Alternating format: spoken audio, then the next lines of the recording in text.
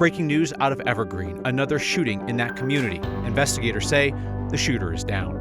President Trump is taking credit for Denver's steep drop in homicides. We delivered these results in spite of Trump, not because of Trump. A Republican candidate for governor claims there are pedophile rings at the Capitol, but won't provide proof. What if there's no evidence? What if you just made this whole thing up? And as Denver police increase their use of drones, a polite request by a Coloradan in her bathtub that police keep their electronic eyes to themselves. That's tonight on Next. We begin with breaking news out of Evergreen, a shooting in the center of town as that community is still on edge 6 months after the school shooting there. This happened in a commercial area near Highway 74 and Ellingwood Trail.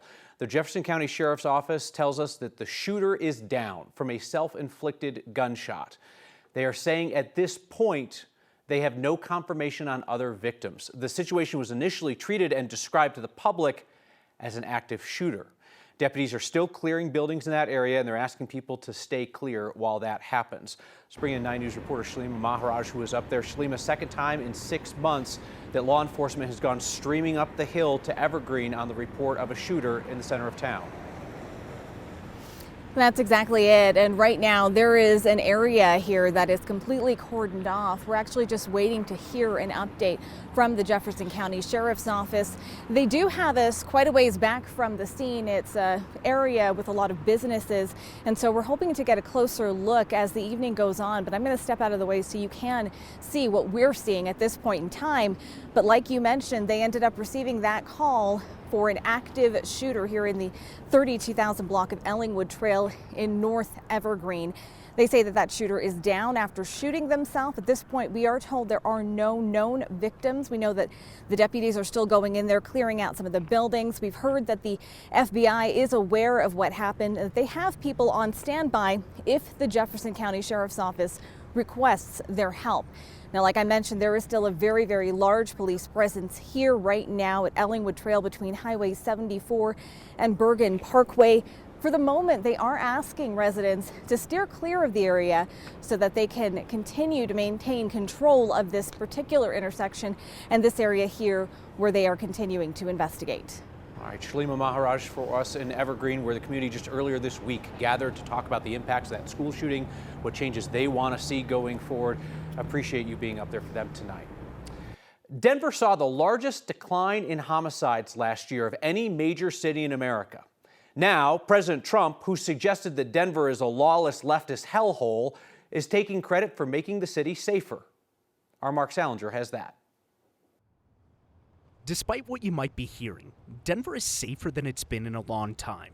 Even Donald Trump agrees. The number of homicides here dropped more than 40% last year, the biggest drop in any major city in the U.S., according to the Council on Criminal Justice.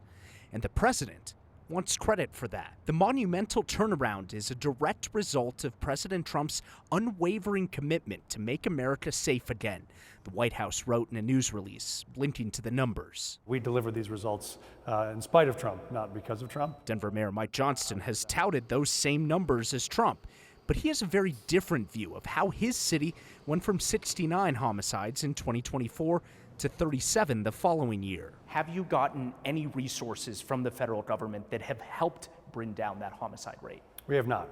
We'd love to. We'd love for them to give us more resources to hire more officers. We've done all that on our own. As the Trump administration cuts funding to Democrat-run cities like Denver and states like Colorado, the mayor says there's been no help from the federal government to bring crime down here. I'm not aware of a single dollar they've added to help us on public safety. Johnston and Denver police point to community partnerships, focused enforcement on high crime areas, a new downtown police force, and new technologies like flocked surveillance cameras the city's invested in to bring down crime. The homicide rate has been falling since 2023, well before Trump took office. The reality is, despite his rhetoric, despite his attempt to destabilize these cities, despite his attempt to vilify them as somehow places that are unsafe, we've actually done the opposite. But the president says he's reversing the chaos and carnage unleashed by radical left Democrats who turned our streets into war zones by coddling criminals and opening our borders. Johnston says Trump's immigration policies also aren't helping. We've seen no direct impact of their work making the city safer. If anything, it makes people more afraid. It makes the city less safe. reached out to the White House multiple times today to ask for any specific examples of funding, tools, resources that they've provided to Denver that have led to that reduction in crime that the president is taking credit for. They did reply, but Kyle, they did not respond with any specific examples that we could include. Well, at least we have the first ever occurrence of the city of Denver and the Trump administration agreeing on something. They do agree on this. The city is getting safer. Mark Salinger, thank you. The head of President Trump's deportation force is making quite the accusation that one of their operations in Colorado failed because local law enforcement tipped off their targets. Acting ICE Director Todd Lyons made that claim at a congressional hearing today as Democrats push back on aggressive ICE tactics in the streets of America's cities. The Trump administration has been threatening to punish cities and states that won't help them enforce immigration law. Many Democrat-led jurisdictions don't cooperate. And the head of ICE said that law enforcement in Colorado actually sabotaged them. When it comes to issues like cooperation at the local state level, again, ICE does do that, but so many times, and I'll give you the example of Aurora, Colorado. We were going to serve a criminal warrant on an apartment complex of known TDA gang members that was full.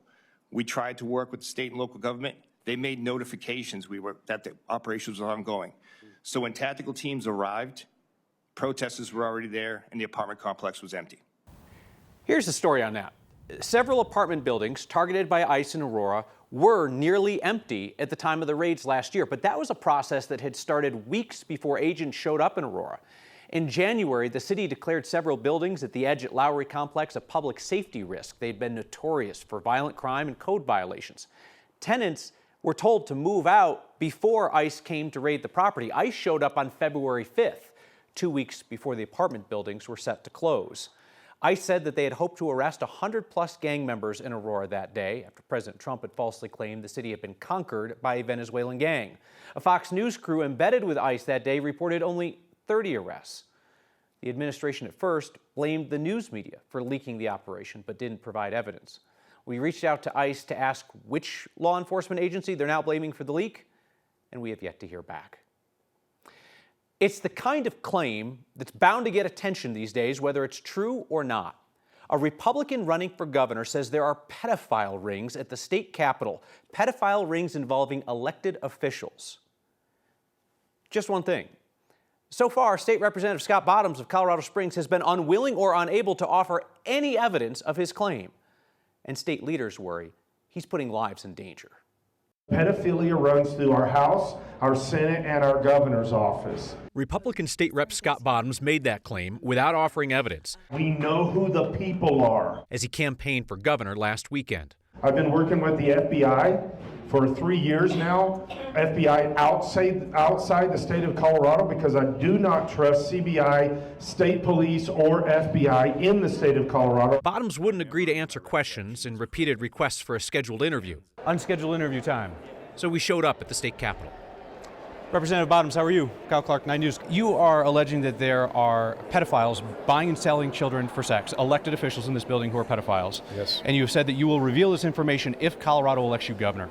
If you're trying to protect kids, you actually did. We'll play it here. We are going to drop the boom the moment that I'm governor. We've actually been talking about maybe doing it before, but the moment I'm governor, we're going to shut down the pedophile rings that are in the House, in the Senate, and in the governor's office.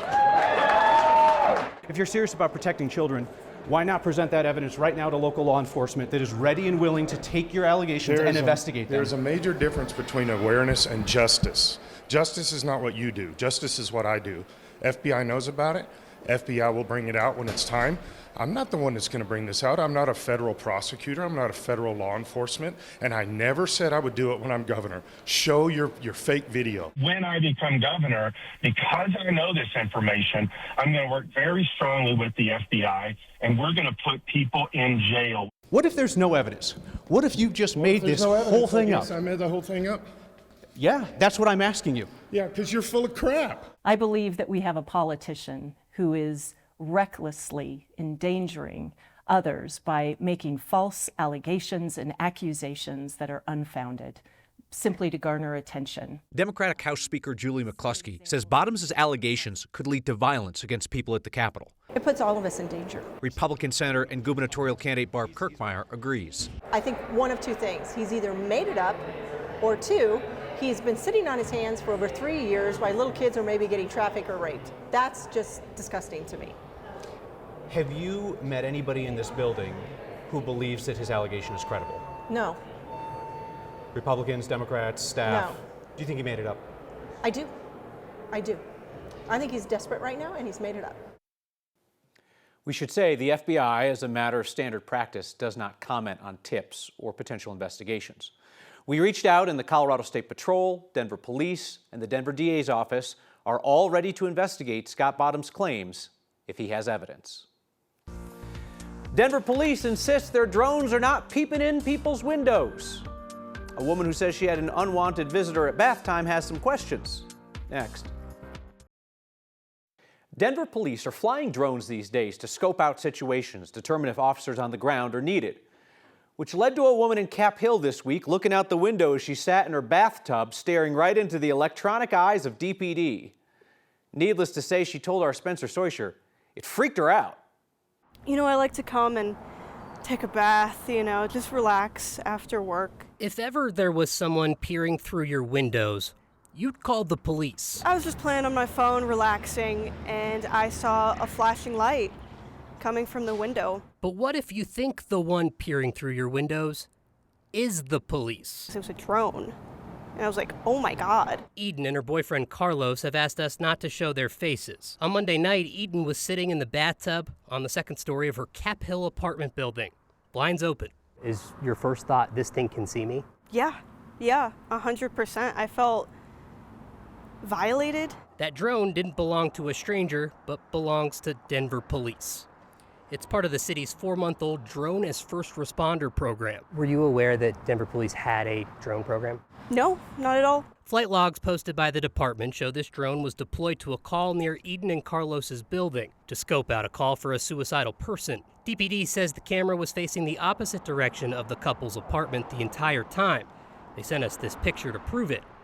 It's what a sergeant told Carlos, too. He told me that the footage that they had reviewed did not even go near our apartment. DPD says federal regulations dictate drones fly at altitudes below 200 feet, and current policy allows DPD operators to fly as low as they want. But here, they were at around 200 feet the whole flight. Okay, we are launching the drone. So out of curiosity with photographer Tom Cole, who's also a licensed drone pilot, we tried a test. Had the couple go to the bathroom where Eden was and guide Tom to where they think they saw it in the window. I'd say right about there. 33 feet high right now. That's insane. There you go. This was taken with the drone at 33 feet in the air. But Denver police say it was at around 200 the whole flight. I mean, I saw it right out of my window, at least close enough to where I feel like if I threw a rock, I'd be able to hit it. The couple added DPD has offered to show them the video from the drone flight, which DPD says it keeps for 60 days each time. DPD also says it's flown drones to calls more than 600 times since this launched in October. Never just random patrolling, but like specifically for responding to calls, Kyle. I suppose if they're going to show them the video, that will at least put their mind at ease of whether the DPD drone was able to, see scrubbed up dub time. How often are they able to put out a drone and then just say, we're all clear, we're not going to send officers? 36% of the time they say that they're able to send the drone to one of these, and then they're like, okay, like no extra patrol needed. And they actually said 84% of the time the drones are getting there before officers as well. And they're agreed. If the drone's peeking in your window, they can call that in. That's a problem. That's a no-go. Yeah, they say that that's not happening here, but... All right. Well, if anybody else sees it, let us know. Spencer Soysher, thank you. Let's turn to 9 News meteorologist Chris Bianchi after yet another spring-like day in the middle of winter in Colorado. And we got rain, Kyle. Tomorrow it's going to rain in Denver, Colorado on February the 13th. Today, day number 33 of 74 so far this winter season, at or above 60 degrees. That is 45% of our days this winter. 45% of our days this winter have been at or above 60 degrees. Our average high this time of year, mid-40s. Mother Nature's got it all wrong, but we at least are getting some mountain snow. We saw a few inches of snow overnight in the mountains, a little bit more today, and still seeing some light snow. A lot of this is not really sticking. It's honestly even too warm in the mountains for this to be sticking there. But Cameron Pass, Buffalo Pass, as well as west through Rabbit Ears Pass is a little slick right now. It's some isolated rain showers, eastern plains, Pawnee, grasslands on east through Morgan and Logan counties. Little light snow right now, flat tops, as well as on north into the on south into the West Elk, seeing some light snow as well. Point being here, folks, we're mostly in a lull snow-wise tonight and early tomorrow, but then another wave of snow moves through tomorrow afternoon. So if you're traveling to or from the mountains, it will be slick tomorrow afternoon. Earlier the better if you're driving to or from the mountains. Obviously a big ski weekend with that fresh powder and it being President's Day. Denver will get some rain showers. Again, it's going to rain in Denver, Colorado on February the 13th. Just take that in for a second here. Eastern Plains, some rain showers. Not a ton of rain coming from this, but enough that it will hopefully help out with fire danger over the next couple of days. Speaking of that, though, unfortunately, it will turn windy early next week. I will note, though, early next week, we could be talking about our biggest mountain snow event of the season with an atmospheric river that will likely target the mountains next Tuesday and Wednesday. If I had Olympic aspirations, they were long gone, and they were probably in non-contact sports. No miracle on ice for him. His Olympic dreams are done. But as we admire the Olympians in Italy, we can also appreciate the amateurs. Hey, a reminder, you can catch Next streaming each night, 6 p.m. on 9 News Plus, and Next is a podcast wherever you get things for your ears. It's inevitable every Olympics. You're watching thinking, maybe I could do that. Could have done that. Probably never had a shot to do that. Get off the couch anyway. Athletic Glory is available for all ages and abilities. It's going to be a good game. Let's go. I'm on Team Sketchy Shots. I'm the captain of this team. And this looks basically like regular hockey, but at our speed, not the professional speed. Not Olympic speed for us, but still having a good time. Get it in, get it in. Oh. I love the sport. I love watching women's hockey, and they're all at the Olympics right now out in the lawn. So we've been watching that. When I first started in Black Aces, I think I was one of 2 or 3 women. I have 3 women on my team alone this season. It's growing. It's a much better mix. I just started to learn to skate and play hockey last year. I'd never played before. My 2 youngest sons play. So I was just watching them. It looked like fun, so I decided I wanted to try it myself. Well, it's scary. I'm just happy to get out alive every time. That's pretty much my motto. Come on, Sydney. You got this. I think more women should play hockey. And you're never too old to start trying. I'm 50. I started at 50, so. I've been playing hockey since I was 14. I turned 70 earlier this year. And this is my favorite sport. I love it. I play every week. Well, if I had Olympic aspirations, they were long gone, and they were probably in non-contact sports. Good game, guys. Good game, Duke. At least we have the USA game to look forward to after this. We just got an update on the shooting situation in Evergreen. Some new details next. Just got new details on the shooting tonight in Evergreen that explains why it was initially described as an active shooter situation. Jeffco Sheriff's Office says the suspect shot at a building just before 4:30 this afternoon, Highway 74 and Ellingwood Trail. When law enforcement arrived, they say the shooter killed himself at that point. The Sheriff's Office says he did not shoot at officers. No one inside the building was hurt. We finish, as always, with your feedback. This from Shirley about Representative Scott Bottom's allegations about a pedophilia ring at the state capitol. Shirley says, how do you decide whether or not to present a story where there is no evidence for the accusations? Great question. In this case, if he's telling the truth, that's very important, and voters need to know. And if a candidate for governor is lying, that's very important, and voters need to know.